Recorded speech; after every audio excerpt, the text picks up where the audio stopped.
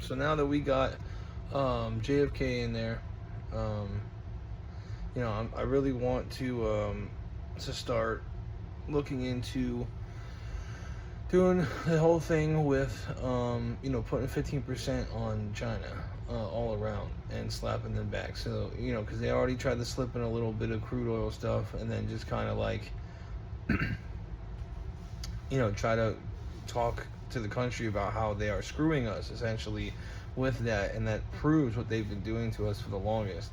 And people will start to see that that's really how it is, and the people who were just concerned over economics at the time, and have been, they'll be understanding that something has to be done more, because they're just kind of like on a high, I think, right now, with just trying to hate on it, and when they understand that stuff should be done about it, and China is backfired back into it, but what it allows for is that uncertainty, like I said, for businesses, and looking at future revenue coming into different countries, and where to go if you're a big business, especially maybe not so much the small ones but the big ones, and that in turn trickles down into economies, and where the big bucks come from to pass around to the lower end of every country. So no one's going to want to go to China, and they all started to pull out, so it's been working for that. And I do like the idea of telling the guy from Romania that he needs to get his country in order, because we've gotten our country in order. It's hard to do, especially with all the coups and the riots and stuff. And even if Russia was involved, the idea that they were involved is a problem. And and even if you just did it to basically corral a certain type of way to be totalitarian, you shouldn't be able to do that so much. But I do get, though, that people can be dumb and do dumb stuff. Like, we don't want Democrats voting for Hamas, and stuff like that. And they've been trying to, and people like Biden have been in there, but America has played into it and kind of got messed up, and we made it this far.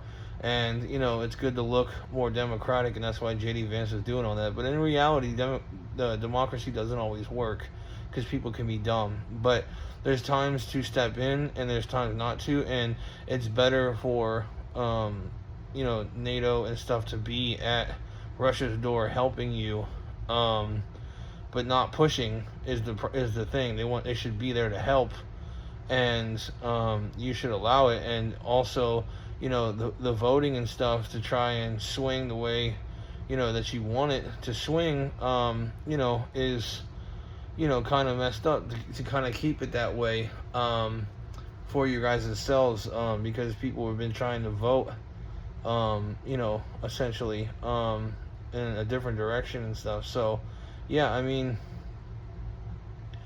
it's kind of wild that it's like this, but where a lot of these European countries are becoming totalitarian. But I also understand, though, that they have to kind of push it the way that they want to, or the way that they think is right, or the way that that's what they're going to do. And that's the problem with totalitarianism, though, is that, who's right? And even if you are right, it's like how you convince other people that they're wrong. You know what I mean? But yeah, I mean, democracy is not good in a lot of regards, because it has problems like that, though. If you have the right person leading you, then you should follow them. But at the same time, it's like, I do like democracy, even when you have the right person and they just keep voting them in is really the answer. But when democracy goes wrong, it goes wrong worse, I think, than anybody else, because you can't,